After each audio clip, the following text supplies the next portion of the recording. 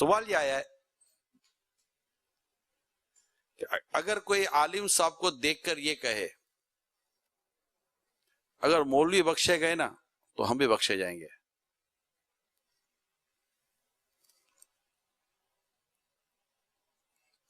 ارے یہ علماء کا مذاق اڑانے والی بات ہے، نعوذ باللہ۔ علماء تو بخشوائیں گے،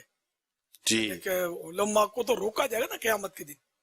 لوگوں کو جیسے جانے دیا جائے گا، روکا جائے گا، عذاب کے طور پہ نہیں، اعزاز کے طور پر کہ آپ ٹھہریں، آپ کے جو ماننے والے، چاہنے والے شاگرد ہیں، جنہوں نے آپ کی خدمتیں کی ہیں، جنہوں نے آپ کو نذرانے پیش کیے، آپ کے دل خوش کیے، ان کو بھی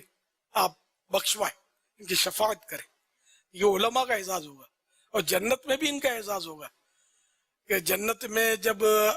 یعنی جنت میں حدیث پاک میں کہ علماء کی ضرورت پڑے گی، اور وہ اس طرح کہ اللہ پاک فرمائے گا کہ مانگو کیا مانگتے ہو، تو یہ علماء سے مشورہ کریں گے ہم کیا مانگے،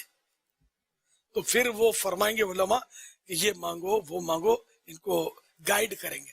تو علماء کی تو بڑی شان ہے، تو ایسی باتیں توبہ استغفر اللہ علماء کے لیے دن۔ علماء اتنے گناہ گار ہیں، اس جملے کے حساب سے نعوذ باللہ اتنے گناہ گار ہیں کہ یہ بخشے گئے تو ہم تو علماء سے کم گناہ گار ہیں، ہم تو سیدھے ہی جنت چلے جائیں گے، نعوذ باللہ۔ اگر یہ مراد ہے تو یہ تو بہت بڑی سخت بات ہے۔ اس طرح کے جملوں کے حوالے سے سیدی اعلیٰ حضرت امام اہل سنت نے لکھا ہے کہ عام طور پہ ان سے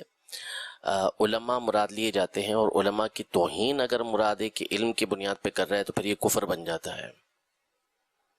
جبکہ علم دین، علماء دین کی توہین علم دین کی وجہ سے ہو، لیکن یہ اتنا شاید غور نہیں کرتے ہوں گے، بس یہ مطلقاً مولوی، یہ پھر ہر داڑھی والے کو بھی اس میں لپیٹ رہے ہوتے ہیں، ہم داڑھی منڈے اچھے، یہ سارے مولوی ایسے، نعوذ باللہ من ذالک۔ یہ تو مر کر آزما لو کہ کون اچھا ہے، وہ تبھی پتا چلے گا۔ اللہ سب کو، ہم سب کو بخشے، داڑھی منڈوں کو بھی بخشے اور داڑھی والوں کو بھی بخشے، بخشنا رب نے ہے، سمجھے، اور ہم کو اللہ پاک سے ڈرتے رہنا چاہیے، ایسی کمزور باتیں زبان پر لانی بھی نہیں چاہیے، ایسی جو بات کرے تو وہ سننا بھی نہیں چاہیے۔ یہ سوشل میڈیا پر بھی اس طرح کے چلتے ہوں گے تو ان کو وہیں دبا دیا جائے، اور اگر آپ کو پتا کہ بھئی فلاں نے بھیجا تو اس کو بھی سمجھا دیا جائے کہ یار کیوں وائرل کر کے اپنی آخرت خطرے میں ڈالتے ہو۔